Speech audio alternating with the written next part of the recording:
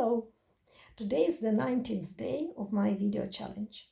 Today is Sunday, and usually in the morning I run ICANN English Speaking Club for young learners and teenagers. I have been running ICANN Club for nearly 20 years. I started in 2007, and it consists of two groups, adults and teenagers and young learners. They're principally different. With adults, we just practice communication. It's a community, and we get together to talk with each other, to get updates, to discuss something that interests us. However, approach to school children, young learners and teenagers is different. They still need training in the language and communication skills. This is why the attendance is mandatory, and we focus on some things that are traditionally missing in the mainstream education. I have been a mainstream teacher for the most of my lifetime, and I know that when you teach a large class of students, like I taught students like 15 and something like that, sometimes 10. So you can't see the individuals. It's very difficult, no matter how methodology encourages us to have so-called individual approach. It's very difficult to do, and children sometimes do not open up. We see the outcome, but we don't see the reasons. In ICANN Club, I have students from different parts of Minsk, from different schools, and since we work in small groups, I'm able to see what is behind their failures or insecurities and deal with that. So today, I address my video mainly to teachers of English, and I'm going to have a professional approach, what you can look at in order to improve the performance, to help students improve their performance. I would group my observations in three parts. Number one, young learners. Actually, they're already not young learners. They're transitioned to middle school, and they lack organization skills. By organization skills, I mean the skills which save time and make the learning process easier. And these little tips help a lot. For example, I tell them that they should keep their printouts in a folder. For some reason, it was never said to them, and they just can't find what they need for this particular lesson. Number two, I noticed that nobody takes notes, and probably the simple idea can be taught to them, because in the primary school, teacher tells them, open the notebooks, write this down, and they still don't know what to write down, what is important, and we have to teach that. And the next thing, which is actually funny, I noticed that they don't read the task. They just start doing the exercise that they find there, the way they understand it. And sometimes it's really funny, especially in the last day. Nobody read the text that I provided, and they wrote what was in their mind, and there were 4 different versions of their interpretation. A simple thing can help, like when you give your home task, ask them what they understood, and you will hear very different answers, sometimes really funny. Actually, it means that they are not able to follow, not because they don't know the language, but because they are not in the habit of. So it's very good practice when you explain something, you finished explaining the rule, just stop and ask, what did you understand? And then you will see the effectiveness of your teaching. If you start practicing that, you will discover that not all children are able to focus. And it's not a psychological kind of deficiency in capability. Simply, they were not taught. And the way to do so is just teach them to repeat silently when what they hear. This will help them focus, and this will help them understand what you're saying. The second part is learning skills. Sometimes they do not understand what we mean by learning the language. To me, learning the language is to be able to learn some units, to be able to express yourselves.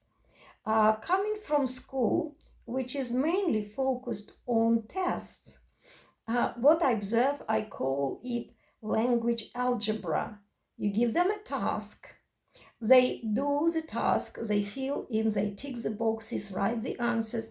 I also use a lot of word wall activities, and you give it to them. They play the game, they're very happy, but then when you start asking them what they have learned, what they remembered, nothing. Of course, nothing, because they were not even reading it, because they were just playing a game, they were ticking it. So I call it language algebra. It means to say that you're working from the left hemisphere, which is responsible for language, for structure, for rules, but you're not moving it to the right hemisphere, which is responsible for speaking. You know that speaking is intent, and intent is emotion. It rests in the right hemisphere. So I explained that to the learners, and we were practicing. So they've done the exercise, and then we look at the words and they try to express themselves. It's a process which shouldn't be ignored. Doing a test correctly doesn't lead to speaking. And the privilege of ICANN English Speaking Club is that I have time and resources. I have only 4 students, sometimes 5, 6 students, and I have the ability to ask everyone to express their opinion. The next thing, when we speak about language learning, the frequency of repetition. As practically all students I know, and I did that myself, we tend to postpone until the end, until the deadline, and they used to send me their works Saturday night. And sometimes 11 o'clock Saturday night. So I introduced a assessment criteria called time management, and I encouraged them to do the job somewhere in the middle of the week. And believe it or not, it helped, because we increased the frequency of repetition and we broke the forgetting curve.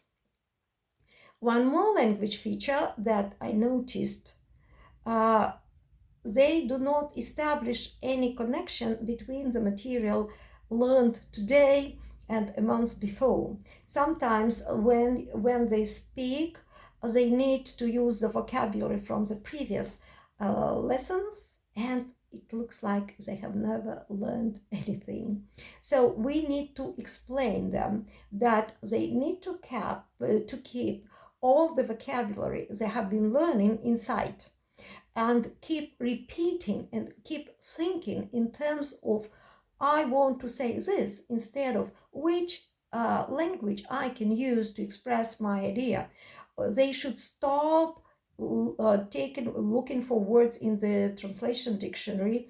They do not have enough experience to use a translation dictionary. This is why we should restructure their approach to learning, to encourage them to think in terms, simplify and think in terms like, what can I use to express my idea? For example, у меня не получилось открыть файл. I don't know how to say that. You can simply say, I couldn't. We started the verb couldn't. I couldn't open the file. So when you show them this connection between your language and the target language, and we show that you know so much in your mother tongue and so little in your target language, then simplify. Think what you're trying to say, у меня не получилось.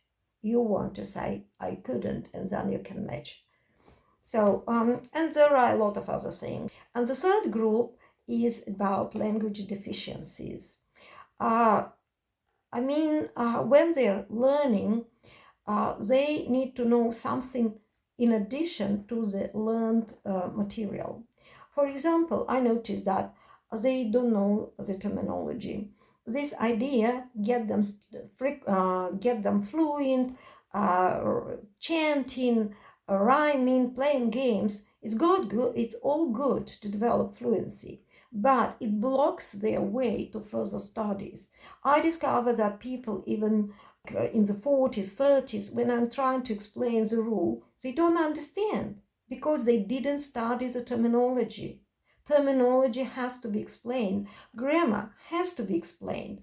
And here we come to the traditional dilemma, fluency or accuracy. And I should say that first, accuracy and fluency, the same structure. First, you explain. Second, you practice. And then we practice it in speech. First, repetition, chanting, and whatever, but they should understand what they're doing. Unless they don't understand, how can they continue studying when we get to more difficult issues? And then, definitely, fluency is not the last step. The next step would be to use the learned material to express something what they want to say. This is also sometimes missing. They are lost when you ask them about what they would like to say using this vocabulary. You ask them a question and they start translating in their head. They do not use the vocabulary, they do not use the grammar we have been practicing. That's also important to show that the last stop in this journey from input material to production is when you express yourself. Writing helps a lot because it gives them time to think before speaking. Also, when we teach grammar, it's necessary to give the overview, like you need to introduce all tenses which exist, because if they do not see the overview of tenses, how can they make correct choices? The same with articles, the same with prepositions, the same with pronouns. I think that's very important. Another thing is quite often the students performed well in terms of vocabulary and grammar, and even pronunciation is not so bad, but their prosody leaves much to be desired. There is practically no connected speech. They speak like robots. I go for a walk. And connected speech doesn't appear by itself. We actually need to teach, we need to show how to connect my friends and I. We show that the vowel comes and takes the consonant from the previous syllable. And this is how we build this connected speech. The sounds are normally good.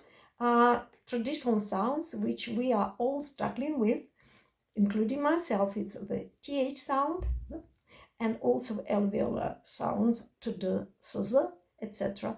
You might wish to pay attention to that.